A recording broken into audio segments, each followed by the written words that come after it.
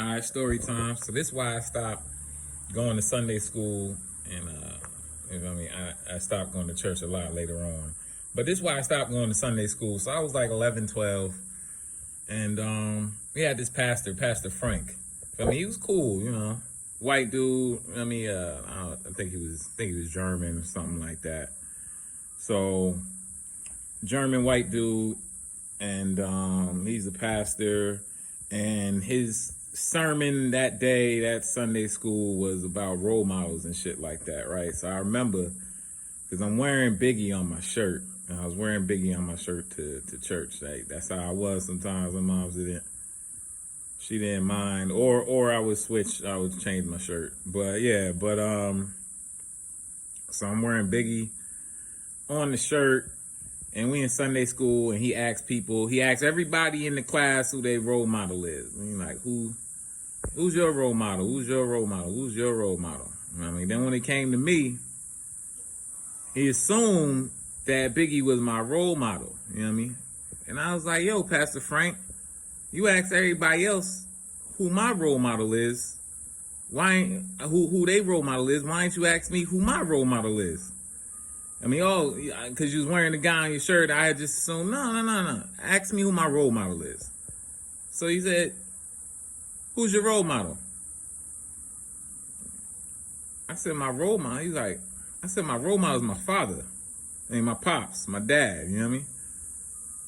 He's like, oh, everybody else around the class named the basketball, football, something like that.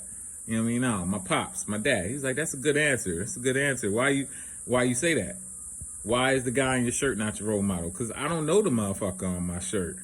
You know what I mean? I don't know Biggie. You know what I mean? I can't see him, can't talk to him, can't hug him. He's dead now at this point. You know what I mean?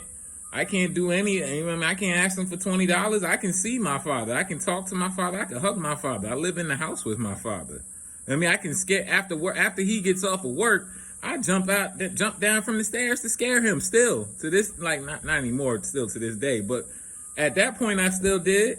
And be like, yo, me and him could play games together. You know what I mean? He see my friends play games. He know my friends. Why would I not look up to my father? That's my role model. So now I got a question for you, Mr. Frank, Pastor Frank. Why did you assume that Biggie was my role model?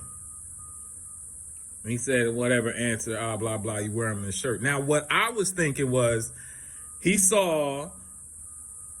know me, but I was the only black dude in the class. Other people was Hispanic or Italian or, white or German or something like that.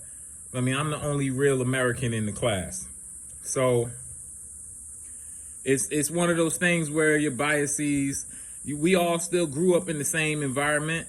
Our biases, we all know, like, oh yeah, black people this and black people that. And you feel me? Everybody grew up in the same media sphere and shit like that, no matter if you a pastor or not. You know what I mean? But I got kicked out that day because I cursed.